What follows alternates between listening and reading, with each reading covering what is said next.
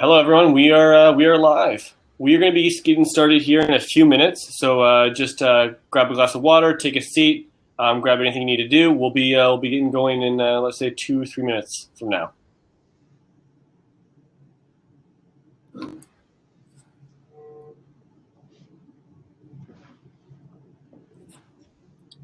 If any of you had a hard time hearing me there, I'd love to get your feedback. If I sound great, then give me a good old thumbs up too. Thumbs up for me. I appreciate that.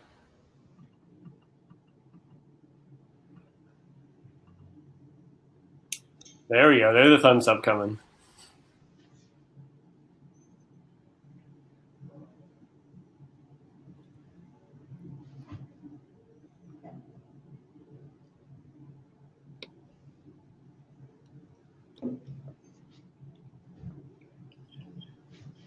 Everyone excited to learn about retargeting and subscriptions?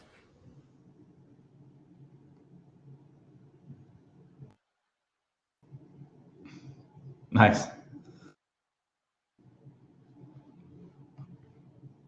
Yes, too. We're excited to talk about it. Just I'll give maybe one more minute here for everyone to join, and then we'll get started. Sounds good.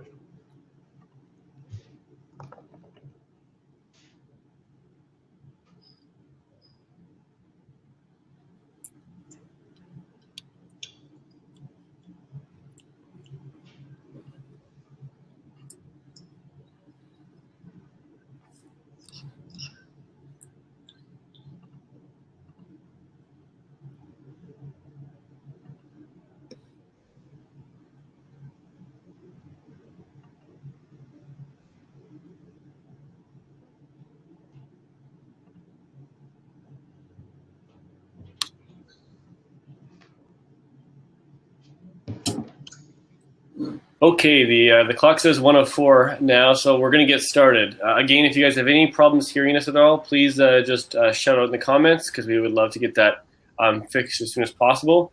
Hopefully the internet holds up and we have no problems on that end, but we should be good to go. So first off, I just want to welcome you all to attending another live stream from Bold Commerce. We're excited to have you guys here and to be teaching you a little bit about retargeting and subscriptions. If you've attended one of these before from us, great. It's awesome to have you back. If this is your first time watching one of our live streams, I'll give you a bit of an overview of how it's going to go. So we aim for this to be about, say, 20-25 minutes presentation. And then after that, we will be doing a live Q&A. So it is live, so if you have any questions at all throughout the presentation, feel free to submit them in the question section or in the comment section, and we will answer them all at the end. So don't feel like you have to wait to the very end to ask your questions. You can ask them early. And hopefully we'll get the chance to get through all of your questions if you guys have any. And yeah, so the other point I want to make is that we will be doing a recording of this event. So if at some point you have to step away for a bit, we will be we're recording this and we'll be sharing it with everyone who registered at a later date. But for the time being, let's get started, right? So just as kind of a little introduction, myself, I am Kevin Wild. I'm the head of partnerships at Bold Commerce. You might have seen me here before because I host quite a few of these. So along with our partner Mike and Aubrey, we do one of these about every week or two. So my face might be a little familiar. For those of you who don't know about Bold Commerce, we are an app developer on Shopify. So we make about apps on the Shopify App Store that help you sell in different ways. The one app that we're going to be kind of focusing on today is subscriptions, and that is our recurring orders app. And with me today is Reza. I'll let Reza introduce himself. Hey everyone, I'm Reza. I'm one of the co-founders and the CEO at Shoelace. And for those who don't know Shoelace, we're an app on Shopify, and our goal is to automate the role of the world's best retargeting expert and make it accessible through software. So if you imagine what it would look like if you hired the world's best retargeting expert to manage all of your campaigns from end to end. What we're trying to do is take that human function and turn it into software, and we're focused very, very specifically on this one problem of retargeting and very specifically for e-commerce merchants. And yeah, our app is available on the App Store, and happy to talk about one of the really cool integrations that we have with with Bold Commerce, and a way to turn more of your existing customers into subscribers through our subscription retargeting with Bold. Thanks.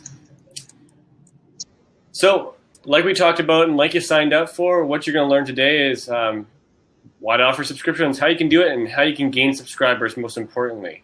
And that's kind of what we view as being the biggest takeaway. We hope that from this webinar, we're going to be able to give you guys a few examples of how you can gain subscribers. You know, we've done a lot of live streams in the past where we talk about how you can offer subscriptions and different strategies and ways that subscriptions might work for your store.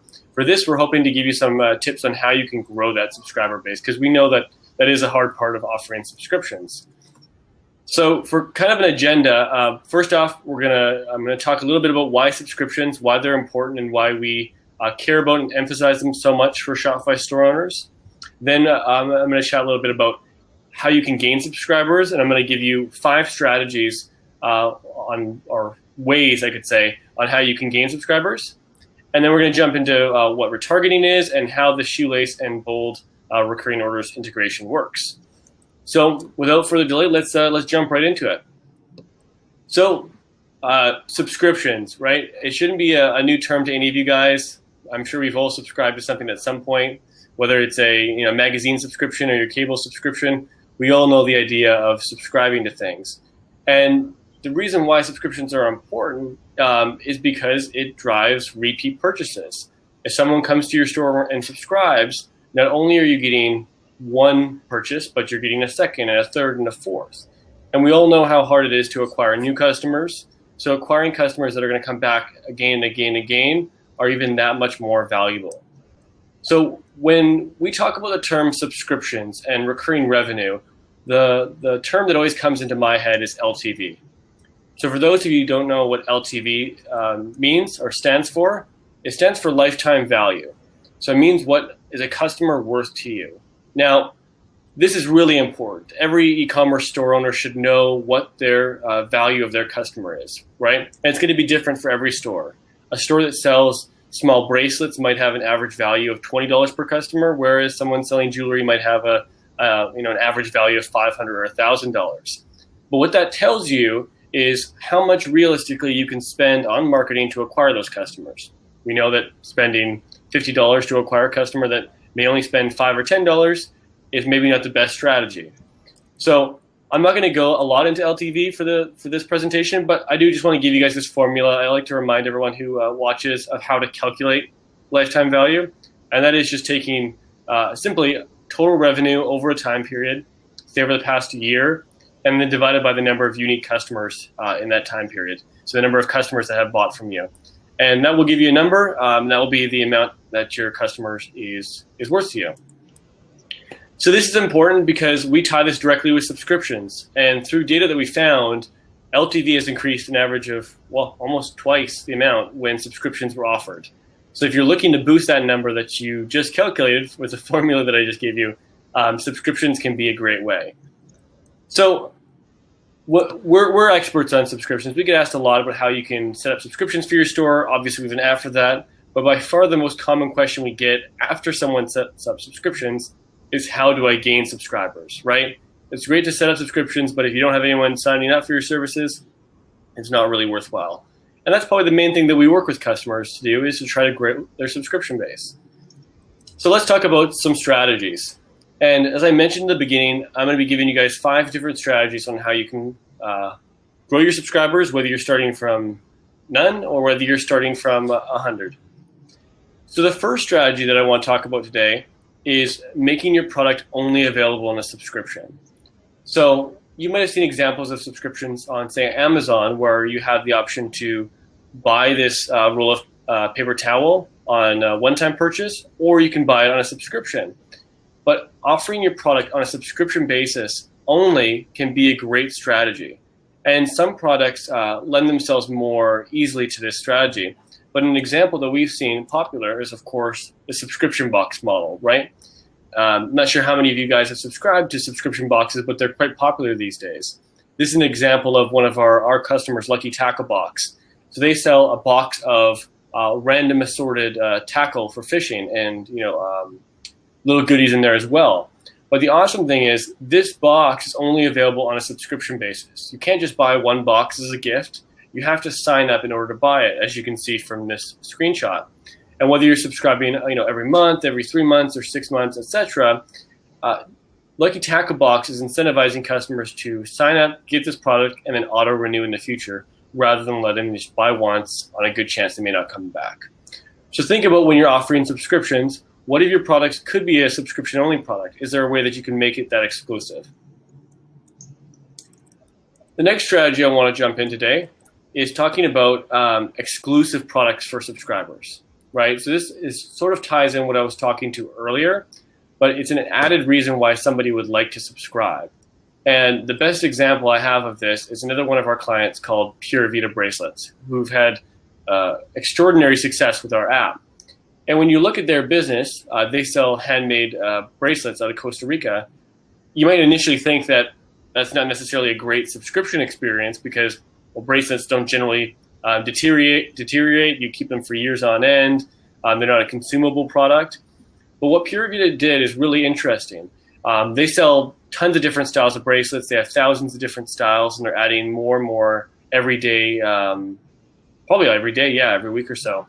So what they offered is a monthly or yearly subscription. And when you pay every month, you get a shipment of a couple of new bracelets. And those bracelets are only available to their subscribers. So if you're not a subscriber, you can't get access to those bracelets. You can't buy them, and it's a really interesting strategy because then they go on Instagram and they share what bracelets came last month, and people feel left out thinking, oh man, I really like that one. And they do some really cool stuff with their exclusive bracelets. So they've had tons of success. So whether you sell t-shirts or whether you sell bracelets or you sell jewelry, this can be a really interesting way to provide those exclusive products and to build up your subscriber base. Third example I have here for you is probably the most obvious one, and that's offering a discount for subscribers. So right off the bat, when you set up a subscription with recurring orders, the first thing we do is we ask you whether you want to offer a discount to people who subscribe. It's pretty obvious if you have the margins for it. People who are willing to subscribe are loyal, and we want to reward that loyalty. So this is an example of a client, Caveman Foods. Pretty basic. You can buy their box of 15 bars for $25, or you can subscribe for 20% off or $20. And of course, you can set up different delivery intervals, whether they're shipping every month, every 2 months, every 3 months.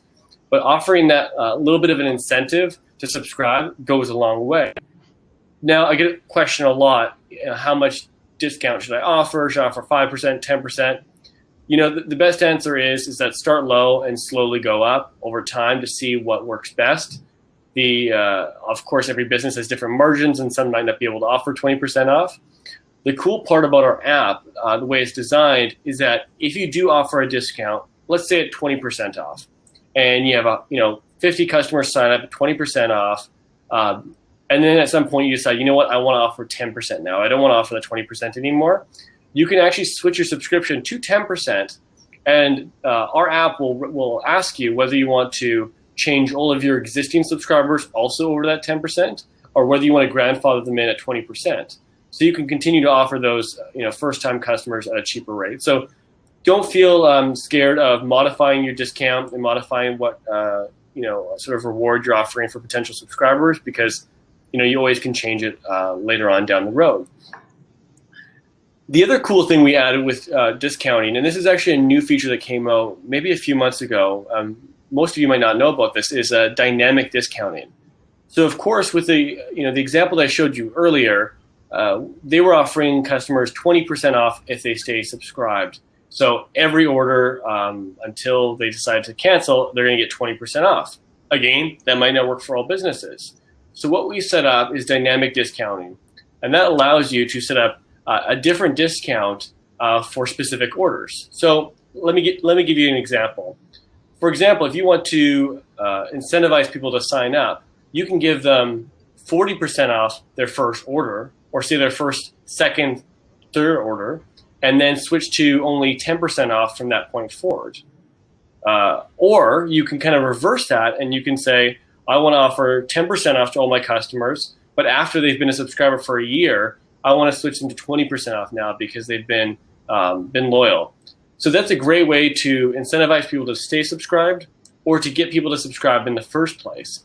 And what's awesome about this is it all takes place automatically. You don't need any sort of coupon codes. Nothing needs to be entered from the customer. They simply subscribe. And as you can see on this little example here, this example is representing a 35% discount on your first order and then 5% on all remaining orders. The fourth example I have for here today is what's called a convertible subscription. So a convertible subscription is probably my favorite way to get subscriptions. It's really neat. A convertible subscription is basically a subscription where the product switches from one product to another product. So a good example of this is with coffee. If you want people to subscribe to your coffee, but maybe they've never tried it before, maybe this is their first experience with your coffee, so you can't really expect them to subscribe without trying it first. You can offer a subscription where for the first order, they'll get a trial-sized bag of coffee, say, like a 50-gram bag at a low cost of, say, $5. And then on the second order, automatically convert that to a large bag of coffee, say 200 grams at a full price. This switch will happen automatically, and it's a great way to provide a lower barrier of entry to your customers. Another way that you could have this set up is if you have a product that gets paired with a physical product. So I'm going to stick with the coffee example here because I feel like I'm rolling with it. So say, for example, you want to sell a coffee machine, but you also sell the filters. You can have it set so that if somebody buys that coffee machine, they can subscribe to filters. So the first order goes out, they'll get a coffee machine for, say, $200 and filters for, say, $10. And then on the second order, well, we're not going to ship them a second coffee machine. We'll just send them the coffee filters on the second, third, and ongoing orders. So it automatically converts from what could have been a one-time purchase directly into a subscription. Sorry. So we think that's a great way to incentivize people to subscribe and convince them that subscriptions are right for them. That brings us to our last option, and this may not be a surprise if you heard when I was talking about what we're going to be talking about today. But the last strategy we have for growing your subscriber base is talking about retargeting. So retargeting, I think it's one of the best ways to market online. I think it's one of the best ways to spend your money and get the best bang for your buck. And I could likely talk on and on about this, but I'm not going to do that. I'm going to let Reza go on and talk about it because he knows it really well. But we built this integration between Bold Recurring Orders and Shoelace to allow some really cool things, and we're excited to share them with you today. Cool. Yeah, I'd love to jump in and talk about this a little bit more. I think the right place to start, let me, sorry, Kevin, just trying to change the slide here. There we go. Okay, so I think it makes sense. I mean, most people I'm sure are familiar with what retargeting is, but let's just take a moment and think about it in the context of, oh, is someone saying there's no sound? Kevin, can you hear me? Yeah, I can hear you. Okay. Can someone confirm whether we have audio? Okay. Oh, okay. Might have just been that person. So I think the way we like to think about retargeting is in the context of your customer journey funnel on your website. So, the moment somebody visits your website, there are a sequence of events that you likely want that person to go through, and they may not happen over the same day, but they'll visit your homepage and they might browse a category, they might look at a product, they'll add something to the cart, and then they'll eventually buy. The truth of this funnel is that, as most of you know, and you look at the conversion rates on your traffic, on average, only 2% of the visitors to a person's website will ultimately end up converting.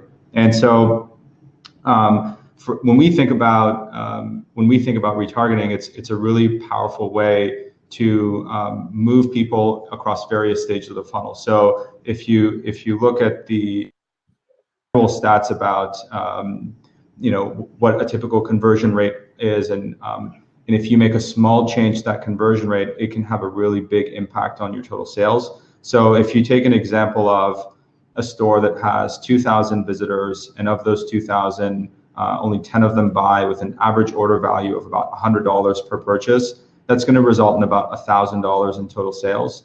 And if you can just change one part of this equation, where you have the same 2,000 people that visit your site, you have the same average order value of $100 per order, but if you can change the number of 10 buyers to 30 buyers, then the total sales has a dramatic effect. And so retargeting is one of the ways that can really move the needle on conversion rates. If you have people that visited the website for the first time, and maybe they weren't ready to buy just yet, maybe they looked at it on their mobile phone and they were on the go, or maybe they just need a bit more time to get acquainted with your brand. Like, not everybody is sitting with their credit card in their hand, like ready to make a purchase as soon as they land on your site. The question then becomes, if they don't sign up for a newsletter, if they don't leave their email address anywhere, how else can you ever get in touch with these people? And retargeting is a really effective way to do that. It's one of the only channels that you can reach somebody who's visited your website without necessarily having, giving you any contact information. And the retargeting is just as simple as showing a set of ads to people, whether it's on their social feeds or on the rest of the web, to encourage them to come back. And so while we think that it's an extremely valuable strategy to move the needle on your conversion rates, when retargeting is done incorrectly, it can lead to annoyed customers and a waste of ad spend. If you remember your own experiences, I'm sure everybody has had such an experience where, like, you go to a website, you buy the product, and then for months afterwards, you see a retargeting ad for the same product that you've bought over and over again. Just like, it's not a pleasant experience. At some point, you start to wonder, like, why is this brand doing this? Like, no, I'm just annoyed at this point. And so I think that it's important to do it right. And the way we like to think about it is, typically you can think about retargeting as split into 3 different ways of doing it. So the difference between generic, behavioral, and sequential, I'll just talk about them very quickly. We think about generic as just like, everybody that's been to your website, they will see the same retargeting ad for a period of time after they leave.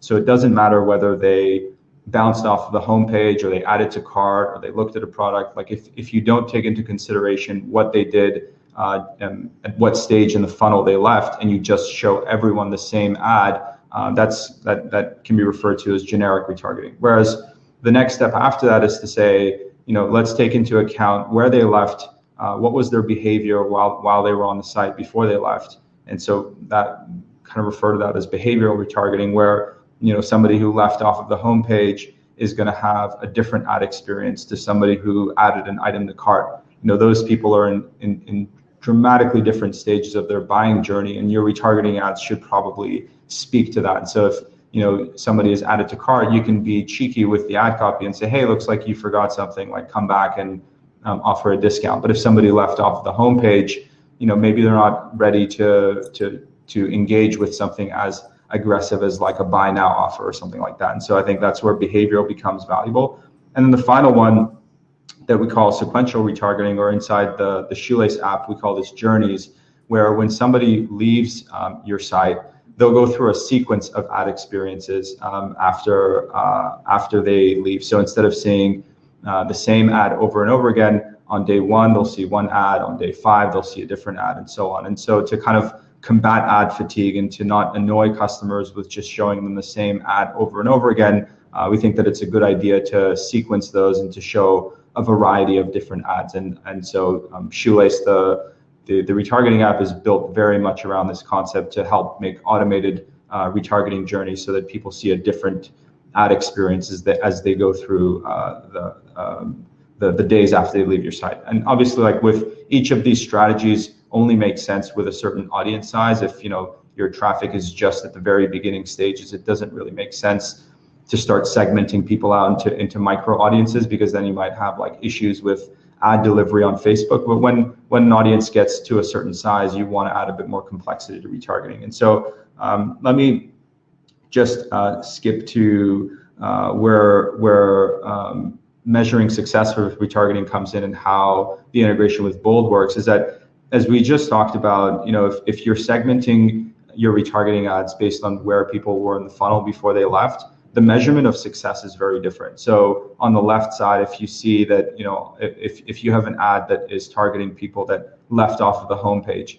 You shouldn't exactly measure the success of such a campaign with how many sales it drove, because what you really want to, when you're advertising to someone who left off of the homepage, is you want them to come back and maybe just look at a product and to just move them a little bit further along in the funnel. And so, if you judge the success metric of a retargeting campaign that is targeting people who left off of the homepage purely on return on ad spend, it might be the wrong measurement. And obviously, some people don't necessarily have the budget or the interest to run retargeting ads that aren't purely focused on return on ad spend. But if like what Kevin was saying earlier, if you have an understanding of what your lifetime value is, you might see that you have a bigger budget to spend to kind of nurture people along that path, and ultimately the math can work out. But it's something to consider that not every stage should have the same success metric. So if you're targeting visitors who added to cart, then yes, 100% the success metric is how many of those people move to the next stage of the funnel to go on and buy something.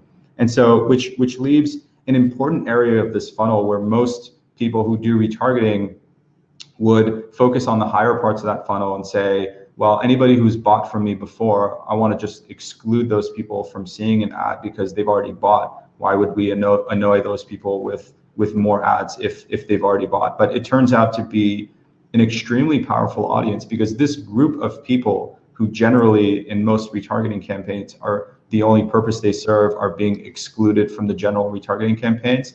These are your loyal customers. Like, these are the people that are buying from your brand. These are the customers who will come back and buy from your brand over and again to increase their lifetime value with you. And so the question then becomes, what can be done with retargeting specifically for the audience of people that have bought? And there are a number of ways that this audience can be useful with retargeting campaigns that are specifically targeting people that have previously bought. But in the case of if you have a subscription business and you have the Bold app enabled and you have some portion of your customers signing up for your subscription, then that leaves a really wonderful opportunity, which is how the integration with Shoelace and Bold works, is that what happens, how can we make it so that the people who have bought from your store, the people that have bought from your store but only bought a one-off product, how do we get those people to come back and buy a subscription?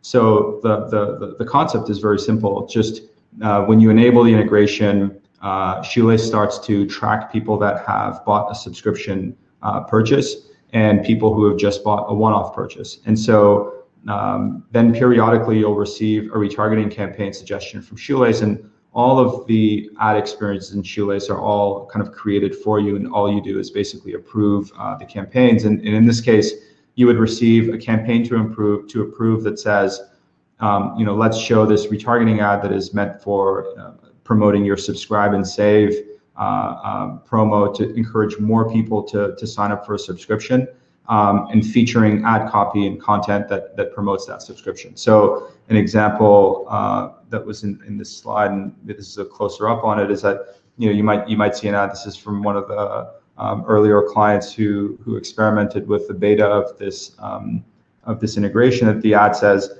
"Hope you enjoyed your recent order from LiveFit. Did you know that you can sign up for a recurring subscription and save?" And so this is where retargeting get really powerful, and it speaks exactly to where that person was in the funnel. That we're saying that thanking the person for their purchase and saying, "Did you know that you can subscribe and save?" And so that is the way that the integration works. It's really as simple as just enabling the integration and then approving the campaigns that get sent your way, and then we're going to be able to track how many purchases this ultimately drove, and lots of fun stuff. So happy to maybe stop it here, and if anybody has any questions, Kevin, we can take that now, perhaps. For sure. I think we got one question right at the top for you. Sure. That is, does Shoelace create new product catalogs or product sets such that retargeting ads are more personalized to what the customer viewed? Yeah. So if the only thing that you're interested in is to have a product catalog that is based on what a person viewed, I think Facebook's native dynamic product ads do a pretty good job at that. I think where Shoelace starts to get interesting is to say, what else can be done besides DPAs? I think DPAs, which is what they're referred to, like this idea of taking a product catalog with all of your products in it and then letting kind of Facebook determine based on what people saw, showing them those same products, for example. Our view is that, over time that can start to get a little bit annoying if all you see is an ad for that same product over and over again. So some of the cool ways that we make those retargeting experiences a lot more engaging is through some of these integrations to have people not see the same thing over and over again. So we will definitely create a product catalog. We definitely set up dynamic product ads for people as like an important part of the retargeting strategy that we propose. But some of the other integrations that we have, for example, is let's say you have a dynamic lifestyle gallery with an app like 460. We integrate with 460 and pull all of the lifestyle images that have a that have a product associated to them, so that when we show a dynamic ad, it isn't just a product shot, it's a lifestyle shot as well. Or for example, if you use Shopify's reviews or another review app, one of the retargeting campaigns that we create through some of these feeds is to show a retargeting ad that is promoting 5-star reviews of a product that somebody looked at. And so I hope that answers the question, but like if it's just as simple as showing a retargeting ad based on what a person saw, you probably don't need Shoelace to accomplish that. We do that and a lot more, and try to understand what else can be done in a retargeting campaign above and beyond just setting up that kind of a dynamic product ad. Perfect. It looks like that answered his question. So of course, if you have any questions, feel free to submit them now. You got two experts, one on subscriptions and one on retargeting, and we'd love to answer questions. There's a couple here for on the subscription side. The first was, will the subscriptions app be able to integrate with multi-currency app at some point? The answer is yes. We are working on that. Stay tuned, probably in the next couple months. So you'll see that coming up the pipeline soon. The second question was, can you provide an idea of how a subscription service might work with apparel or T-shirts? So it really depends on exactly what you sell. Of course, T-shirts is kind of a consumable product. So if you're selling like white T-shirts, you could just sell for people to subscribe every 3 months. You could also do, say, a T-shirt of the month club, where you have different styles and people can sign up for, say, a discounted rate and receive a random T-shirt. It'd be a great way, obviously, to get some recurring revenue for you, and also for you to eliminate maybe some stock that is moving slowly. I know a lot of subscription boxes are popular because they can take some products that normally you wouldn't buy and send them out to the clients. And then the last idea I'd have for you is maybe a membership example, so something similar to maybe how a Costco card would work, if you're familiar, where somebody would pay maybe $5 a month in your store, and they get access to exclusive discounts for that. So maybe they get 10% off of your products for paying $5 a month, or maybe they get access to exclusive products that other people can't buy, or they get them early access or something like that. I think you could do some cool things with a membership. It looks like those are all the questions we have for today, besides just some general comments. So if there's no other questions, again, we want to thank you guys all for attending and for all the questions you had. If you have any questions after the fact, which we know happens, you can definitely reach out to both of us. We'll be sending a joint email afterwards with the recording, so you'll feel free to have our contact information there. And yeah, anything else you want to add? No, great. Thanks so much for having me on this. I hope this was useful for some folks, whether they take advantage of the integration or not. I think that it's a lot of cool stuff to implement one way or another, and hope that we can add value for some people along the way. And thanks everyone for listening. If you have any questions for us, I'll reiterate to what Kevin said. Feel free to reach out, and yeah, thanks so much. Yeah, and just a little tidbit: if anyone is actively using recurring orders and Shoelace, and they try the integration and they have some success or enjoy it, definitely reach out to us. We'll write a case study about you and share you with our audience, and we'd love to help you get some more promotion on your store. Yeah, definitely. Cool. Yeah, thank you guys. All right, take care, everyone. Thanks for joining us, and we'll see you on our next live stream. Okay.